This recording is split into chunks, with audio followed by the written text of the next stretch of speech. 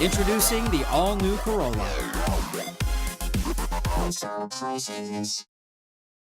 Attorney John Terlahi reiterated the Guam legislature's assertions that the Calvo administration is violating the law established by the legislature in the set-aside of funds meant for tax refund payments.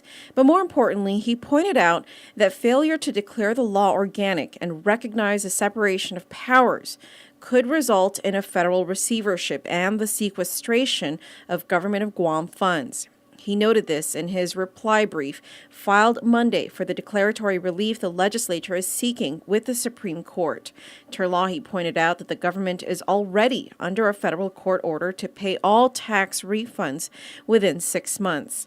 And although Governor Eddie Calvo has paid out tax refunds in a timely manner, the method by which he chooses to do it, which Terlahi says is at his own whim, is what could put the government in danger.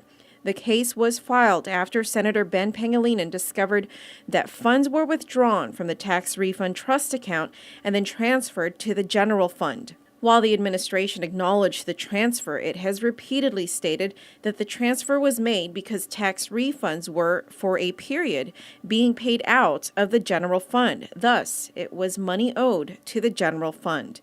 In addition, Terlahi disagreed with the governor's chief policy advisor, Arthur Clark, that the Supreme Court is not the place to lodge its complaint. On the contrary, Terlahi says the case centers on whether or not the Tax Refund Efficient Payment Trust Fund Act conflicts with the governor's Organic Act role as tax collector. Therefore, Terlahi points out, this court has subject matter jurisdiction to hear this case.